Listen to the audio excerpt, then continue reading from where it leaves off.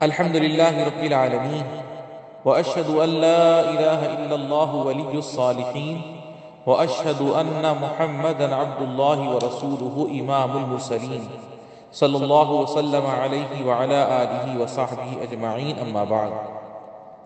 محترم بھائیوں، آج عشرہ ذی الحجہ کے دروس کے سلسلوں میں سے 8واں درس آپ کے سامنے میں بیان کرتا ہوں۔ درس کا موضوع ہے قربانی، اس کا مرتبہ اور حکم۔ نمازی بھائیوں، یہ دن جو ہمارے اوپر گزر رہے ہیں کچھ کاموں کے ساتھ خاص ہیں۔ ان میں سے ایک اہم کام قربانی ہے۔ اسی سے اس کا نام عید الاضحیٰ یعنی عید قربان رکھا گیا ہے، کیونکہ عید کے دن چاشت کے وقت قربانی کی جاتی ہے۔ یہ عشرہ ذی الحجہ کا سب سے بڑا دن ہے اور قربانی اس دن کا سب سے بڑا کام ہے۔ آپ صلی اللہ علیہ وسلم نے فرمایا، افضل الایام عند اللہ یوم النحر ثم یوم القبر، یعنی اللہ کے نزدیک سب سے فضیلت والا دن یوم النحر یعنی قربانی کا دن ہے، اس کے بعد ذی الحجہ کا 11واں دن ہے۔ یوم القر ٹھہرنے کا دن یعنی 11ویں ذی الحجہ کو کہا جاتا ہے، جب حج کرنے والے مینا میں قیام کرتے ہیں۔ قربانی دین کے مذہبی کاموں میں سے ایک شرعی کام اور مسلمانوں کے دینی طریقوں میں سے ایک دینی طریقہ ہے۔ اللہ عز و جل نے فرمایا، وَالْبُدْنَ جَعَلْنَاهَا لَكُم مِّن شَعَائِرِ اللَّهِ، یعنی قربانی کے اونٹ ہم نے تمہارے لیے اللہ تعالیٰ کے نشانات مقرر کر دیے ہیں۔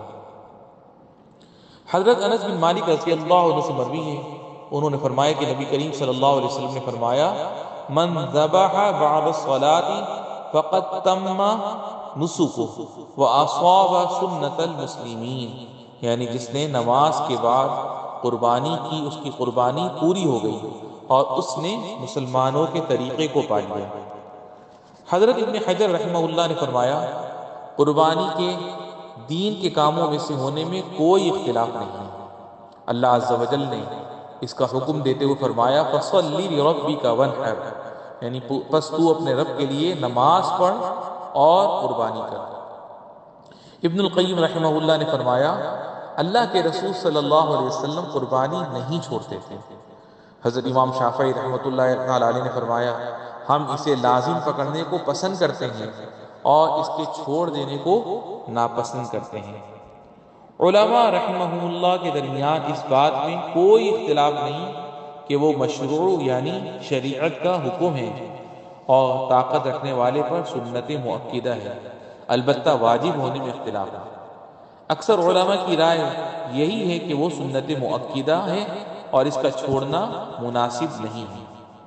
محترم بھائیوں، بلا شبہ قربانی کرنا اپنے دادا ابراہیم علیہ السلام کی سنت کو زندہ کرنا اور خون بہا کر اللہ کی قربت حاصل کرنا ہے۔ قربانی کے گوشت اور خون اللہ کی خوشنودی کو حاصل نہیں کروا سکتے، اسے تو بندے کا تقوی ہی حاصل کروا سکتا ہے۔ اللہ کا تقرب اس کی اطاعت اور محبت ہی سے حاصل ہو سکتا ہے، جیسا کہ اللہ تعالیٰ نے فرمایا، لَن يَنَالَ اللَّهَ لُحُومُهَا وَلَا دِمَاؤُهَا وَلَكِن يَنَالُهُ التَّقْوَىٰ مِنكُمْ، یعنی اللہ تعالیٰ کو قربانیوں کے گوشت نہیں پہنچتے نہ ان کے خون، بلکہ اسے تمہارے دل کی پرہیزگاری پہنچتی ہے۔ قربانی کا ایک فائدہ یہ بھی ہے کہ اس سے گھر والوں اور محتاجوں پر کشادگی کی جاتی ہے اور اس میں سے ہدیہ دینے سے محبت بڑھتی ہے۔ آدمی کو چاہیے کہ اپنی نیت سے گھر والوں میں سے جس کو چاہے قربانی کے ثواب میں شریک کر لے، چاہے زندہ ہوں یا انتقال ہو گئے ہوں۔ البتہ فوت ہوئے ہوئے لوگوں کے حق میں قربانی کرنے کے لیے نبی کریم صلی اللہ علیہ وسلم کی سنت سے کوئی دلیل نہیں ہے۔ یہ قربانی کی چند فضائل اور اس کے شرعی حکم کی کچھ حکمتیں ہیں۔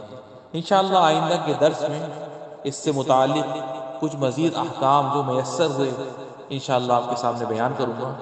اے اللہ، ہمیں سکھائے ہوئے علم سے فائدہ پہنچا اور ہمارے علم میں اضافہ فرماتے ہوئے ہمیں وہ چیز سکھا جو ہمارے لیے مفید ہو۔